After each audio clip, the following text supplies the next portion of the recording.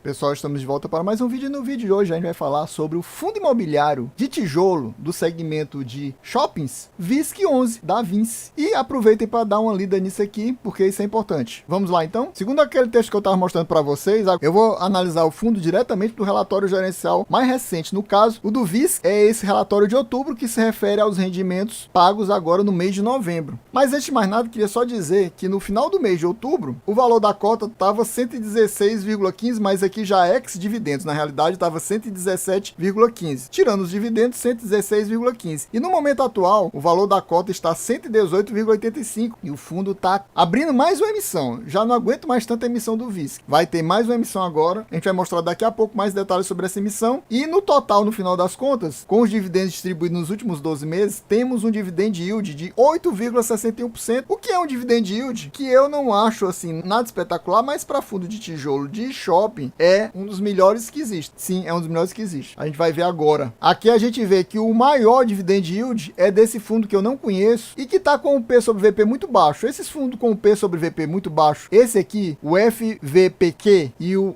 FIGS, que eu também não conheço, estão com o P sobre VP baixos, e isso eu não confio num fundo que está com o P sobre VP tão baixo assim. A gente vai considerar a partir do HSML, que está com o melhor dividend yield nos fundos de shoppings, mas exatamente porque ele é exatamente um dos mais alavancados que existe. Normalmente, quanto mais alavancado é o fundo, maior é, digamos, o prêmio exigido, ou seja, o dividend yield, no caso aqui, para ser investido. Porque se ele não tivesse com um dividend yield maior, quem é que iria comprar um fundo tão alavancado assim? Ele tem que estar com um dividend yield maior, tem que estar distribuindo mais proporcionalmente ao valor da cota dele, para poder ele ser interessante. Então é isso, por isso que ele está com esse dividend yield maior. Mas você vê que, na realidade, a maioria dos fundos imobiliários desse segmento aqui de shopping, os top, estão com esse dividend yield nessa faixa aqui de 8 e pouco. Agora o VISC só perde pro HSML. E esse também eu não consideraria, né? Também tá com 0,76. Esses para mim são os 5 melhores. Esse, o HSML, o VISC, o HGBS, o MOL e o XPML. São os melhores fundos de shopping que a gente tem. Lembrando que aqui a gente não faz recomendação nem de compra, nem de venda de nenhum fundo imobiliário. Inclusive do VISC11 que a gente tá fazendo esse vídeo. Você vai pegar esses números, essas informações que eu estou passando, vai estudar melhor e aí sim você decide se compra ou não um fundo imobiliário, se é que você já não possui ele na sua carteira. Então, voltando aqui para o relatório gerencial do mês de outubro, a gente vê que o fundo é relativamente antigo, não gosto de falar muito isso, porque a gente já falou nos vídeos anteriores. Ele está próximo de completar 10 anos na bolsa e tem uma quantidade de cotistas muito alta, né? 268 mil para um fundo que é de base 100, é uma quantidade de cotistas estúpida, né? Imagine se ele fosse base 10. Se ele fosse base 10, ele estaria aí tranquilamente com uns 400 mil, 500 mil cotistas, provavelmente. Os principais destaques do mês de outubro são esses aqui, que o fundo gerou e distribuiu uma cota de R$1 no mês. Nesse mês, exatamente, ele está com um dividend yield maior do que o do HSML, por exemplo. Nos últimos 12 meses é que ele está perdendo para o HSML, mas nesse mês ele está ganhando. Nesse mês que eu falo, no mês de outubro, né? E o fundo ainda tem 87 centavos acumulados que não foram distribuídos. Então,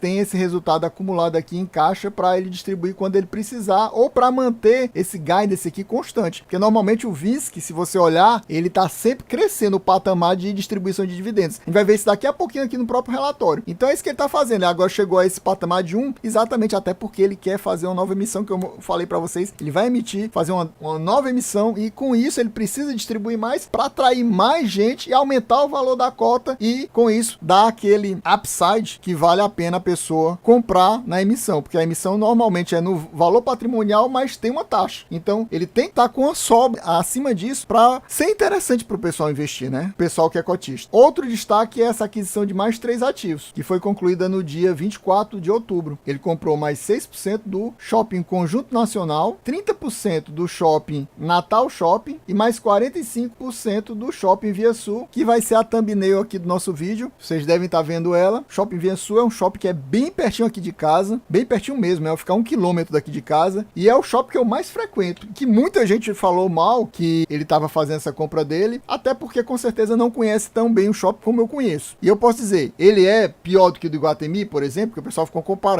vendeu Iguatemi para comprar o Shopping Via Sul. É pior? Sim, é pior, mas nem por isso ele não deixa de ser um shopping interessante. É um shopping bom, não é essa porcaria toda que o pessoal tá dizendo que é um lixo. Tipo isso que o pessoal tá dizendo, não é um lixo não, pessoal. Isso aí eu posso dizer, com certeza, como eu falei, é o shopping que eu mais frequento. Então não é um shopping ruim, mas claro que se comparado a Iguatemi, aí ele perde pro Iguatemi. Mas ele é um bom shopping. Ele não é do nível do Iguatemi, mas mas ele também não é um lixão total, como o pessoal tá falando. Então, no total, ele gastou 283 milhões. Isso aqui foi dinheiro da nona emissão do fundo. E exatamente ele tá fazendo agora a 10ª emissão, né? E o fundo teve esse aqui, ó. Esse resultado não recorrente de uma venda parcial do Ribeirão Shopping. E com isso ele concluiu a alienação parcial de 3 ativos. Entre eles, fora o Ribeirão Shopping, estava também o Iguatemi. Que ele não vendeu tudo que ele tinha no Iguatemi. Ele vendeu um percentual da participação dele no Iguatemi. Mas ele não vendeu tudo. Ele ainda continuou com o Iguatemi na carteira. E essa venda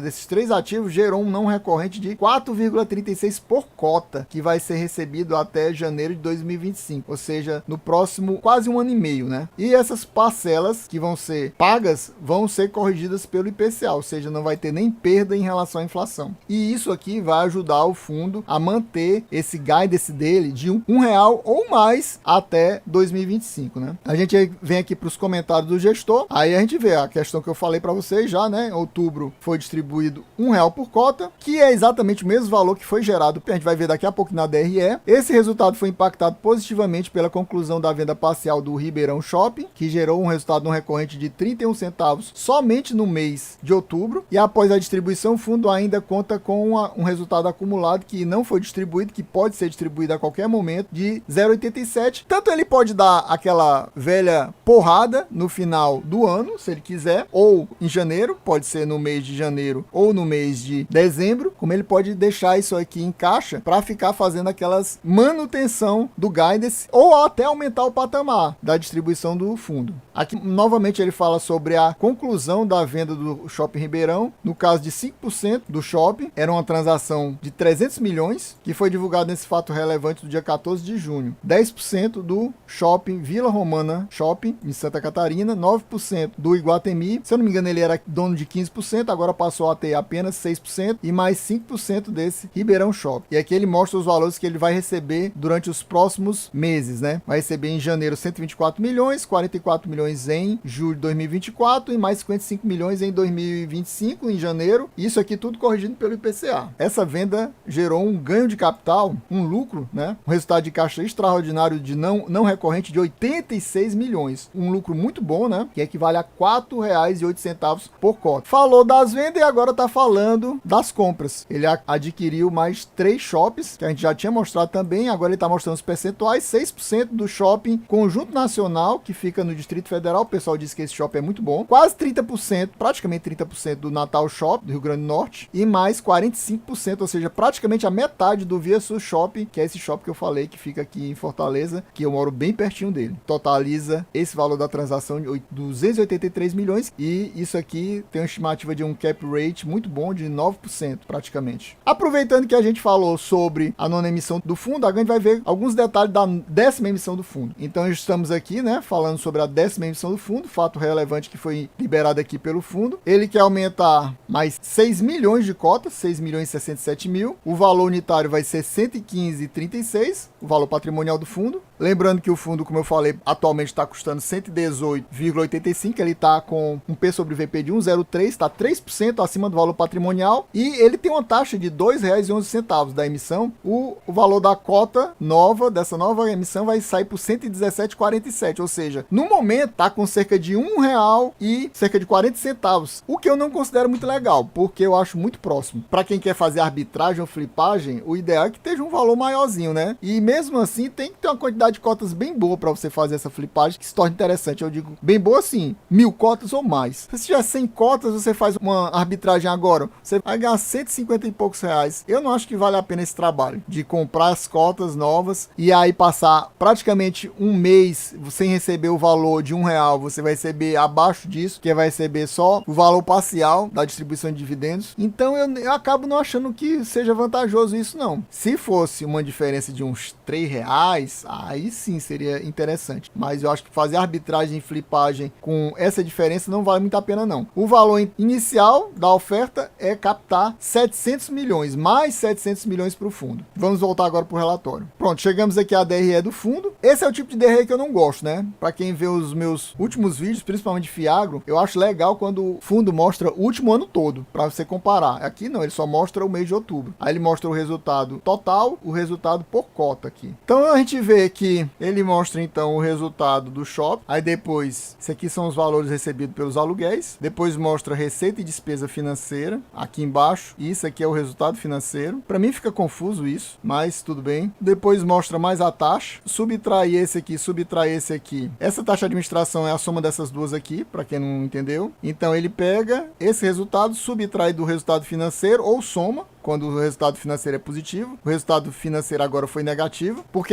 ele tem muita despesa financeira, porque ele tem a alavancagem, né, como eu falei para vocês. Então ele paga juros dessas operações de alavancagem e acaba tendo um resultado financeiro negativo. Então ele pega o total que ele recebeu de aluguéis, subtrai esse resultado financeiro negativo, essa taxa de administração aqui, e vai dar o resultado final de 21 milhões, porque teve aquele resultado daquela venda não recorrente de 6 milhões e meio aqui. E com isso, ele obteve esse lucro aqui de 21 milhões.